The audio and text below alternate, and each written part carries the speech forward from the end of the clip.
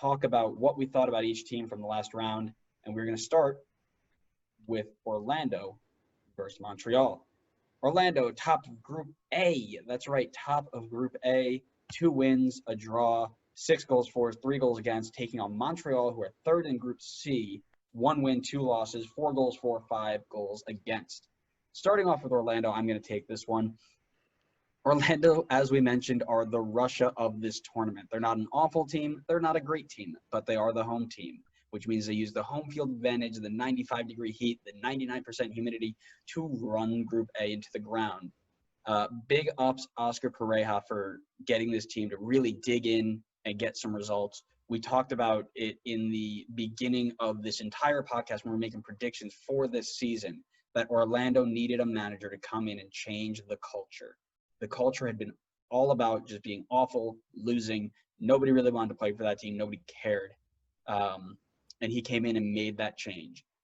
One of my players of the group stage for Orlando, obviously Chris Mueller, one of the best attacking players, been on fire. But I'm also really impressed with Luis Nani. Luis Nani, I thought with the short recovery time between games, the high temperatures, the high humidity, I thought it would wear on him a little bit. He wouldn't perform as well, but he's looked really, really good.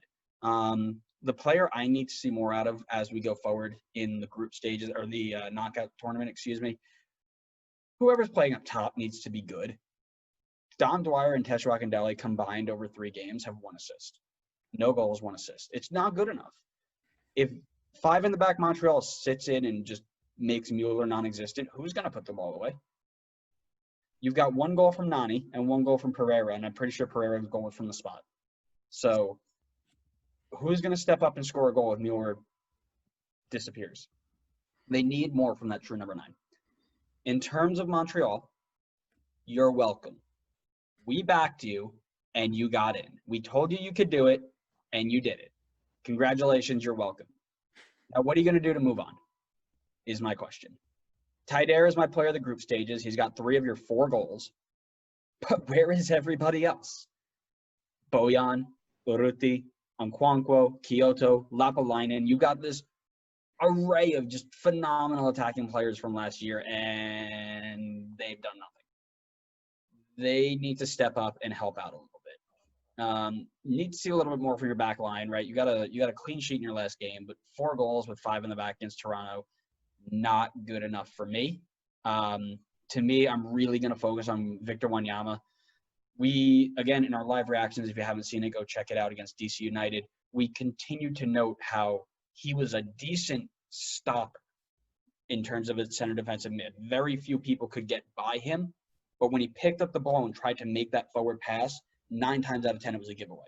It's not good enough for somebody who's your DP CDM. You need somebody who can win the ball and play it. And Piet next to him isn't that type of guy either. They need to either play Maciel next to him or sit him at center back, because as a defensive mid, he can't make that forward pass. And that worries me if you're looking to sit back and counter. If your counter-attacking ball is not good enough, you're not going to be a good counter-attacking team. And he is not playing the right ball right now. It's not good enough, right? It's 7-8 yard passes he's missing. And then he's going to try and play the really long ball, and he's going to overhit it every time, and it's not going to work. So I think you got to play Maciel next to him, or you have to encourage him to either play to Piet, who can play around, or play up to a Ty Dare or a Urruti or somebody closer to him who is better on the ball. So that's what I'm going to watch for. He's going to be my player to watch in this game. However, my prediction is that Orlando keeps riding the home field advantage wave and takes this one 2-1 over Montreal. Montreal, prove me wrong, because I need your help in making us look like fans. It's fair. Yeah, 2-1's probably a fair result. In terms of your players to watch, I argue Kyoto's been better. I think Kyoto started off really, really poor that first game, and then has gotten a little bit better as they've gone through.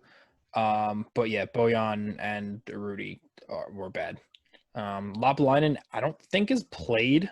Where is he? What happened to him? He's been on the bench. I don't know why he's not getting more game time. I don't know. but he's been there. He's physically present. Yeah. So Um, again, the big players like that need to be in the game. I don't know what you're doing in training, but step it up, man. Go prove to your coach, your world-class coach, that he needs to play you. yeah, and I think at least from what I've seen, Okonkwo seems to be the guy who won't start, but will come off the bench because he's so rapid. And once people start getting a little tired, they bring him on, and he kind of just chases people down and brings a little bit of energy.